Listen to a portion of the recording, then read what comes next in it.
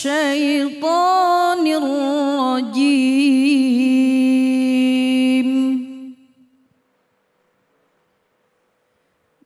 بسم الله الرحمن الرحيم.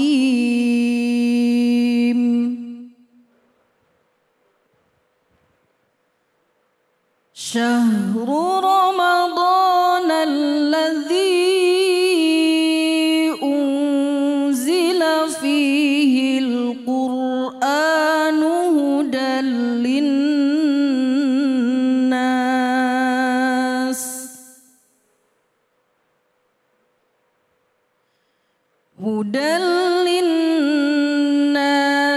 وبينات من الهدى والفرقان. فمن شهد منكم الشهر فليصمه ومن كان مريضا أو على سفر فعدة من أيام أخر. يريد الله بكم اليسر ولا يريد بكم العسر ولتكملوا العدة ولتكبروا الله على ما هداكم ولتكبروا الله على ما هداكم ولعلكم تشكرون.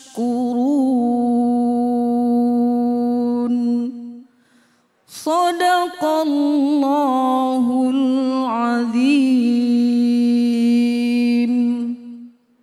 Sadaqallahul Adzim. Cahaya Hati Indonesia kembali lagi menemani Anda semuanya. Tentunya menemani Anda yang saat ini mungkin sedang bersama dengan keluarga atau bersama dengan tetangga, bersama dengan kerabat dalam rangka saling memaafkan dalam rangka silaturahim perayaan hari besar yaitu Idul Fitri. Nah, di kesempatan kali ini di segmen ini saya akan mengajak kita semua untuk menyimak tausiah dari guru kita Syekh Abdul Hakim Alkan dengan tema makna Hari Raya Idul Fitri. Silakan. Assalamualaikum warahmatullahi wabarakatuh.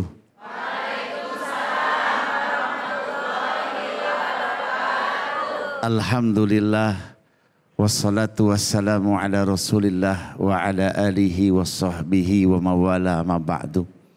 Allahu akbar, Allahu akbar, Allahu akbar, Allahu akbar, Allahu akbar, Allahu akbar. La ilaha illallah, Allahu akbar walillahil hamd. Ibu-ibu, udah makan opor? Udah makan rendang? Udah buka puasanya? Alhamdulillah. Bang David? Ya. Udah apaan? Udah dari tadi. Alhamdulillah ya, kita bersyukur kepada Allah Subhanahu wa taala. Kita udah sebulan lamanya melaksanakan ibadah siam di bulan Ramadan. Alhamdulillah. Aid adalah Idul Fitr. Ya. Ini kalau orang Arab Bang David, ya. Idul Fitri itu adalah kembali berbuka. Fitri itu iftar. Jadi makanya disunahin ya sebelum kita jalan tadi habis sebelum sholat Aid di rumah udah nyicipin dulu makanan, minuman. Sunnahnya begitu. Beda sama Idul Adha. Idul Adha itu disunahin puasa sejenak, makannya setelah sholat Id. Ya, jadi kalau Idul Fitri itu disunahin nyicipin ya Idul Fitr. Ya kembali berbuka. Bisa juga maknanya adalah Idul Fitri kembali kita menjadi hamba Allah yang fitrah. Kembali suci. Ya, kata Nabi bagaikan ya bayi yang baru lahir dari perut ibunya. Ini bayi-bayi semua nih. Ini bayinya gede-gede banget. Ya. Alhamdulillah ya, sebulan lamanya kita ditempa oleh Ramadan. Ramadan artinya adalah pembakaran. Dibakar seluruh dosa-dosa kita, ya, dibakar seluruh kemalasan kita, seluruhnya insya Allah kita kembali menjadi manusia yang baru hari ini. Alhamdulillah. Yang pertama ya kita harus bersyukur kepada Allah Subhanahu Wa Taala. Kita temuin orang tua kita dulu, ya Bu. Ibu orang tuanya ada di mana? Di alam barzah. Ya. Ya doain, ya kita boleh kita langsung ke alam, ke kuburan, ya kita datengin ya orang tua kita, ya Masya Allah. Yang masih punya orang tua mana? Tunjuk tangan, ya itu orang tua kita yang Masya Allah yang melahirkan kita wahnan ala wahnin Bang, 9 bulan 10 hari, ya dikandung kita dalam perutnya. Ini ibu-ibu semua kan udah pernah mengandung ya, Bu. Alhamdulillah. Ya, kata Nabi ya, ketika ditanya oleh sahabat, ya Rasul, siapa orang yang paling saya muliakan? Ibumu. Siapa lagi ya Rasul? Ibumu. Siapa lagi ya Rasul? Ibumu. Yang ketiga, yang keempat baru siapa lagi ya Rasul? Ayahmu. Berarti ayahnya berapa? 1. Ibunya 3. Orang David itu bisa. Ya. Masya Allah, itu artinya apa? Islam menekankan ya pada ibu kita yang mengandung. Ini ibu-ibu semua, ya dulunya adalah seorang anak, sekarang udah jadi ibu-ibu, bagaimana rasanya? Ya penderitaan ibu kita, Masya Allah, maka duluin tuh, ya minta ridhonya. Walaupun bukan cuman hanya lebaran Bang, setiap hari kita harus berbuat bakti kepada kedua orang tua kita. Ya kemudian baru, ya nih ibu udah punya suami kan? Alhamdulillah. Bu, ya. Ibu punya salah gak sama suami? Ya. Tumben ngaku. Ya, perasaan kalau ngaku gini habis dikasih uang lebaran ini Bang. Ya, alhamdulillah. Ya, minta maaf sama suami. Suami juga minta maaf sama istri. Kita punya anak, saling maafkan. Habis itu kita punya tetangga. Tetangga itu 40 ke kanan, 40 ke kiri, 40 ke belakang, 40 ke depan. Atau kalau dia teriak kita masih dengar, itu namanya tetangga kita. Ya. Kata Nabi SAW, orang yang gak beriman sama Allah dan yaumil akhir, orang yang tidak baik sama tetangganya. Ya Bu, jangan bilang tetangga yang mana dulu. Tetangga semuanya, ya baik dia muslim maupun non muslim itu tetangga kita. Ini akhlak Islam. Kita saling memaafkan. Hablum minallahnya kemarin kita sudah sholat tarawih, udah baca Al-Quran. Ibu baca Al-Quran gak tadi? Kemarin Ramadan. Berapa juz hari? 1 juz apaan? Juz Al-Bukat. Ya tadi kan ayatnya jelas tuh. Syahrul Ramadan alladzi unzila fihil Quran. Ramadan Allah turunin Al-Quran. Ya, Allah turunin Al-Quran artinya kita harus sering-sering membaca Al-Quran. Di Ramadan kita rajin baca Al-Quran. Setelah Ramadan ini kita juga harus sama sering rajin baca Al-Quran. Ya, insya Allah kalau kita baca Al-Quran hati kita Masya Allah sejuk. Amin. Amin. Ya Rabbal Alamin. Makanya ibu-ibu yang soleha, nih ibu-ibu soleha semua nih, dari wajahnya kelihatan. Nih Bang David, ibu-ibu di sini, alhamdulillah Majelis Ta'lim Harapan Mulia ini soleha semua. Amin ya Allah. Ini soleha, ibu-ibu soleha itu Masya Allah indah dipandang oleh suaminya. Ini seperti sekarang nih, dandannya mantap ini. Yuk kita pertahankan, betul. Kita pertahankan apa yang sudah kita jalankan dalam pesantren Ramadan ini. Yeah. Kita kuatkan, ya. Kenapa? Karena belum tentu kita berjumpa dengan Ramadan yang akan datang, betul. Betul. Ada yang jamin? Ada yang jamin kita bisa berjumpa dengan Ramadan yang akan datang? Gak ada. Jangankan Ramadan yang akan datang, besok aja kita belum tentu dapat umur yang panjang. Tapi insya Allah saya doain ibu-ibu sini semua umurnya panjang. Jadi ibu-ibu sekalian, jadi semoga Allah Subhanahu Wa Taala ini hari yang fitri ini kita gunakan sebagai momentum hidayah buat kita. Sebulan lamanya, jangan sampai ya seperti kata Allah dalam surat An-Nahl, ya, An-Naml, ya, bagaikan orang yang sudah merajut benang, kemudian setelah itu rajutannya diurai kembali. Ramadan udah susah-susah kita 30 hari nggak makan nggak minum dari subuh sampai maghrib, terus dilanjut dengan taraweh, dilanjut dengan iktikaf, ya, sodakoh kita, masya Allah, kita gunakan itu semua untuk melebur dosa-dosa kita. Setelah Idul Fitri kita kembali dalam jahiliyah. Naudzubillah. Ya Bu, ayo kita jadikan momentum Idul Fitri ini momentum hidayah. Istri ya menjadi istri yang soleha insya Allah. Ya, suami menjadi suami yang soleh. Ya, insya Allah. Kalau kita jadi anak-anak yang berbakti kepada kedua orang tua kita. Amin ya Rabbal Alamin. Semoga puasa kita diterima oleh Allah. Semoga seluruh puasa kita diterima, baca Al-Quran kita diterima oleh Allah. Dan semua amal soleh Ramadan kita diterima oleh Allah Subhanahu Wa Taala. Alhamdulillah. Ibu. Bu. Gimana? Kalau tadi ada ibu-ibu yang bilang, tadi saya lihat pas Ustadz bilang, ibu makanya sampai di rumah dandanannya yang rapih ya. Kalau suaminya keluar lihat yang pakai parfum ya Bu ya. Ada yang nyeletuk, modalin dong.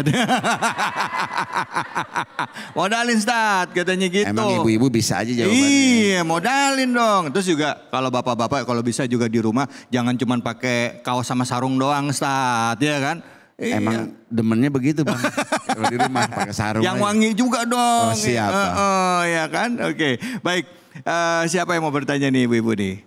Ada mana. Ya silakan ibu yang mau nanya. Ini kalau nanya semua sampai kapan Bang? Sampai Lebaran tahun depan. Silakan ibu. Assalamualaikum warahmatullahi wabarakatuh. Waalaikumsalam warahmatullahi wabarakatuh. Perkenalkan, nama saya Feni dari Majelis Taklim Harapan Mulia Bekasi. Izin Ustadz, saya ingin bertanya, mengapa sholat Id dianjurkan untuk dilaksanakan di lapangan secara berjamaah? Apakah kita diperbolehkan melakukan sholat Id secara individual di rumah? Masya Allah. Sekian, wassalamualaikum warahmatullahi wabarakatuh. Waalaikumsalam. Sholat Id sendiri di dalam rumah gitu maksudnya Bu? Iya. Sama suami, sama istri, sama anak gitu, satu keluarga gitu. Oh iya, oke siap. Iya, Masya Allah. Ini tadi pada sholat Id kan? Alhamdulillah. Berbondong-bondong ya. Ya, itu adalah syiar. Ya, syiar agama kita. Ya, Masya Allah, semua orang datang. Makanya disunahkan sholat Id itu enggak di masjid, tapi di musola. Ya, artinya musola itu bukan musola yang sekarang Bang. Di lapangan artinya tempat yang besar, tempat yang ramai. Disunahkan juga nih kalau bisa satu kecamatan satu titik gitu Bang. Ya, jadi ramai itu menjadi syiar. Takbir, ya Masya Allah bergetar ya. Semua orang akan melihat takjub kepada agama kita yang mulia ini, agama Islam. Inna dina indallahil Islam. Terus kemudian kenapa ya disunahkan sholat itu hukumnya sunnah muakkad ya, sunnah yang dipentingkan dalam ajaran agama kita. Ya, kenapa kita perlu sholat berjamaah rame-rame di lapangan? Karena ketemu dengan teman, ketemu dengan kerabat, sahabat, kita bisa langsung saling ya tadi kata Ustadz Nabil, kata Habib Nabil ya, saling leburan sama luberan gitu kan. Saling halal bihalal. Kita ketemu dengan saudara-saudara kita, salam-salaman, yang laki dengan yang laki, ya, yang perempuan dengan yang perempuan. Ingat ini, ya, jangan laki sama perempuan bukan muhrimnya main salaman aja. Haram hukumnya. Ya nggak boleh. Ya Allah, yang laki sama yang laki, yang perempuan sama kecuali muhrim. Adik kita, istri kita, ya anak kita yang wanita, yang laki-laki, saya bapaknya, anak kita yang perempuan cium tangan itu boleh. Tapi kalau yang bukan muhrimnya, ya termasuk ipar, ya termasuk ipar ya. Ibu-ibu kan punya adik ipar, kakak ipar yang laki-laki, nggak boleh main salaman aja, nggak boleh. Ada hukumnya haram. Ya kemudian tadi pertanyaannya, boleh gak kita sholat sendiri Idul Fitri? Ya ulama sebagian ada 4 imam mazhab yang masyhur, ya cuman satu yang nggak boleh, ya Imam Hanafi. Ya Imam Hanafi nggak boleh sholat Idul Fitri sendirian. Ya udah kalau nggak bisa ya udah nggak usah sholat karena hukumnya sunnah. Ya tapi ada 3 imam mazhab, Imam Hambali, Imam Syafi'i dan Imam Maliki boleh. Bahkan Imam Maliki menganjurkan kalau seandainya nih ibu-ibu kan capek bang, malamnya habis masak apa segala macam, kesiangan keterlambat sholat Idul Fitrinya, dibolehkan karena itu sunnah muakkadah, dibolehkan sendiri sholat di rumah boleh. Atau pada kondisi-kondisi tertentu, dalam kondisi COVID kemarin bang, ya takut penyebaran virus, ya kan kita kalau COVID kemarin batuk aja kita minggir, ya gimana kalau sholat pas Allahu Akbar batuk kita begini, nggak sah sholatnya. Jadi boleh ibu ya, ibu terserah pakai mazhab yang mana, tapi jangan pilih-pilih mazhab untuk kemudahan kita. Mudah-mudahan kita semua diberkahi oleh Allah Subhanahu wa taala. Amin ya rabbal alamin. Ya Allah, jelas ya Bu. Islam itu memberikan kemudahan di dalam beribadah, tetapi tetap ada aturannya, ada tuntunannya, terutama dari para imam mazhab ya, yang tentunya merujuk kepada para sahabat dan juga Rasulullah Shallallahu Alaihi Wasallam. Baik, setelah ini kita akan belajar untuk menghafal Al-Quran dengan cepat bersama dengan guru kita Ustadz Bobby Herwibowo. Jadi jangan kemana-mana, tetap di sini di Cahaya Hati Indonesia.